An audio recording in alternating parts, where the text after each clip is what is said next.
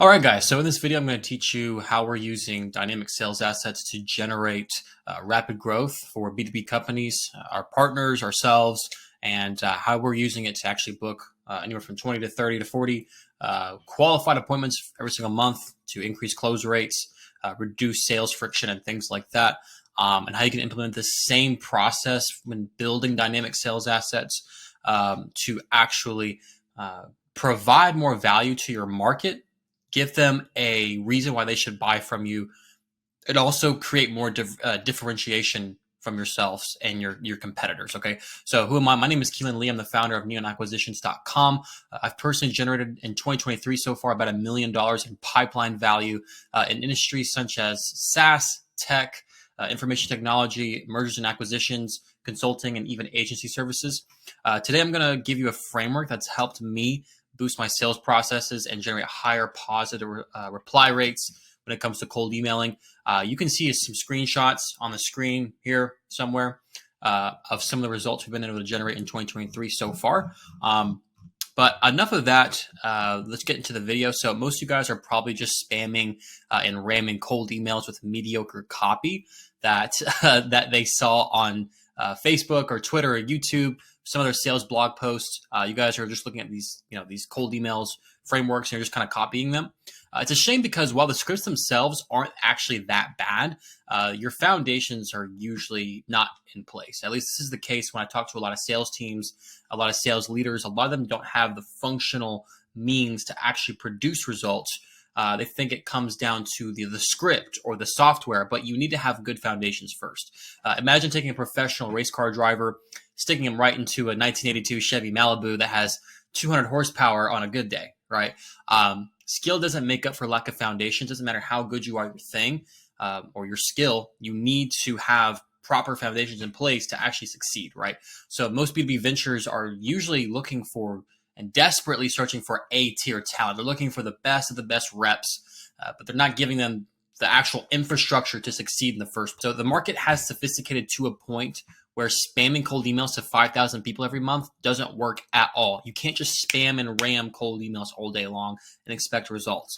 The market nowadays is requiring evidence. So if you look at this graph here, evidence and the claim and the targeting. I'm going to talk more about evidence today and the claim. But you need to have these three things in place to actually be successful when it comes to outbound. Okay. So let's talk about the evidence. So without evidence to support your value proposition or claim, you'll be speaking into thin air. Evidence doesn't exclusively come down to the form of results, however. It also comes in the form of intelligently and coherently structured sales arguments that break down your entire process A to Z. This is where sales assets come in. It should give people the feeling that they know you, can trust you, and believe in your service the way they want it delivered. A well-written sales letter allows you to customize your personal brand and service to fit the desires of your customers before they even speak with you. Okay, so when it comes to sales, you don't want to just sell someone a service or a product. You need to figure out what they actually need and kind of take your product or service and solve their problems. You want to kind of make it a puzzle, right? You want to fit the missing gaps for them, right? You want to figure out how you can make your solution, your product or service fit the gaps that someone is having, right? So a well-written sales letters. If you can learn the art of crafting compelling sales copy, compelling sales arguments and assets, you've essentially learned the skill of printing cash. Okay. So a well-written sales asset will address who the product is for or the service, why they should buy, why they shouldn't buy, what makes you different, your entire delivery process A to Z, the problem you solve, addressable pain points, and it should also provide legitimate value that they can apply in the real world. Okay. So here's a few key points. You're going to 10x your deal flow with this process. You're going to ensure your deal flow is actually qualified and pre-vetted. You're going to close at a higher percentage, over 25%. You're going to create market resonating copy that triggers consistent daily positive responses. You're going to reduce the overall friction in your sales process rather. You're going to lower your cost per lead by 50 to 80% by leveraging these sales assets. So what does a sales asset look like? I'm just going to show you an example here briefly that we wrote at NeonAcquisitions.com. This is one of our mini sales letters, but this is an example. So let's just break down what I've got here. We have a headline. We have who this is for. We have the current state of the person that we're ideally working with. or our thesis, our background, backstory, whatever. We bring up a few studies here. Here's our mechanism, cold outbound. We kind of break down the process there. Here's another bold claim right here. Here's the solution. Here's our background. Here's my personal background, an introduction to who I am. Here's some proof and results that we've generated. Here's an introduction to the dynamic sales assets. And how do you create a dynamic sales asset? So this is more like the process. Here's the overview or the summary. Here's my way versus the old way. And then, I kind of break down the outcomes and goals, and there's a call to action, right? So that one's a little bit more of a sloppy written sales letter, but let me just show you. You'll find my example above of a sales asset I've personally written. This is a long form sales letter. Okay. This is the one I just showed you is actually our medium form sales letter. So we actually have probably like 6 or 7 sales letters that are white papers. And that's just one of them that we send at NeonAcquisitions.com. If you go to our website, you'll see a video sales letter or a VSL. I recommend building out these 3 assets. So having a long form sales asset, convert that into a video sales asset, and then a medium or a short form sales videos or a regular sales letter. Okay. So to give you some perspective, we write our longer form sales letters anywhere from 40 to 80 pages. My video sales letters are about 10 to 40 minutes long. And my medium form sales letters are about 25 pages long or less, right? The structure of a sales letter typically is going to look like this. You have your bold claim or headline. So this is something that's going to catch someone's attention. It should hook them in. You have your evidence or your proof. This is where you also want to make your introduction. You want to tell people who you are, what you've done. Who's this for? Who's this not for? You want to address that. Your thesis or backstory. So why are you here in the first place? Your logical process. So how do you actually achieve the outcome that you're promising? You want to do a little bit of reinforcement. So this is when you actually apply the mechanism to a real world situation. And there's the summary and conclusion, and then you have your offer. Okay, so if your headline hasn't already been validated, then you want to test 3 to 5 iterations to figure out what's going to work. Okay, so using dynamic sales assets to generate rapid growth, and here's just some examples. So using dynamic sales assets to generate rapid growth in your B2B business, how to build an outbound engine to generate 30 appointments per month, the solution to capital efficient growth in 2023 without paid ads, etc. Right? I have a few more headlines, but these are just some examples. You're essentially making a bold statement that your ideal target market wants, something that will grab their attention. Okay, so different words and phrases are going to resonate with different markets. You'll notice that all these headlines are roughly the same in their idea. So if you actually had to narrow all these down, they all have the same outcomes, right? They all roughly have the same idea. They're just phrased differently. They're repackaged, if you will. Similar to books, the titles are going to perform. Different titles are going to perform better than others. Different book covers are going to perform better than others. So you want to think of the same thing when it comes to your headline, your offer. So next thing is evidence. Once you go ahead and pull their attention with the value proposition, you want to go into evidence. So when you make a big, bold statement like one of these up here, you naturally create skepticism. Okay, so how do you combat skepticism? You show them proof. Right? Show them results, show them video testimonials, show them interviews, show them screenshots of your CRM or your dashboard, things like that. Show people that you have actually achieved the results that you're promising them. If you're a beginner, you might want to work on a performance-only basis, whatever the case may be, if you don't have any case studies, but it needs to be concrete and visual. It needs to be almost undeniable, right? So who is it for? You want to go to the next portion. So next step is to avoid wasting time, and you want to pre-qualify people right off the bat. So you can frame this portion as addressing pain points or logistical concerns. So if you're struggling with X pain point, this is for you. So this is where you're addressing someone in a painful situation, right? If you are in X, Y, or Z company, this is also for you, right? So backstory and thesis, this is when you start going into why are we here in the first place, right? So imagine you're telling a story with your sales letter, which is exactly what you should be doing. Marketers tell stories.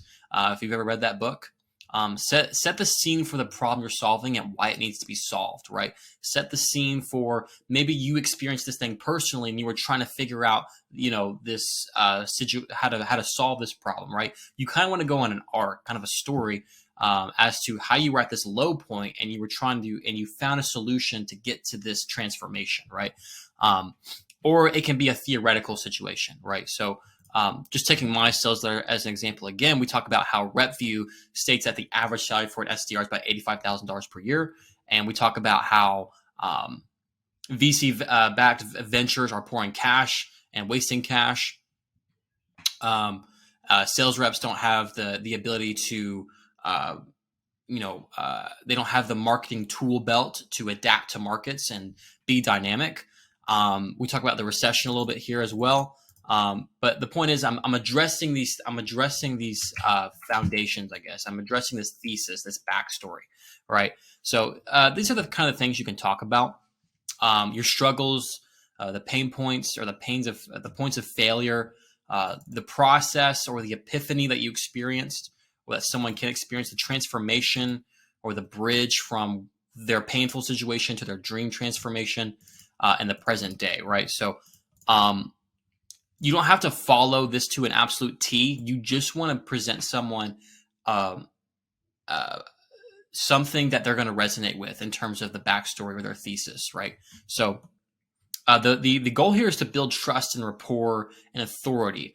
You have to understand, and Tony Robbins talks about this, but you want people to feel heard, like they're understood. That's what you want to do with marketing. You want to make people feel as though you understand their situation. And then that's going to be much more compelling. That's what you want. You want people to feel understood. So the logical process. So this is where you actually go into like kind of the nitty gritty, nerdy stuff. You've addressed their current situation. You've given them a solid backstory. You need to talk about the logical step-by-step process as to how they can achieve their dream transformation. So explain to them the mechanism. What is the actual thing you use to achieve the transformation, or what is the thing that you're going to use to help them achieve their transformation, or that they can use themselves, right? So what is the actual machine? That's the mechanism. Why are you using this mechanism specifically? Talk about the fundamentals and the principles. You don't want to just give people techniques. You also want to give them fundamentals and principles. The implementation, how do they implement it to achieve the transformation? So how can they take the exact same thing that you did and implement it for themselves? So you want to make this kind of educational as well. Show people how they can implement the same thing you did. So this is where typically the bulk of your sales letter is going to come from.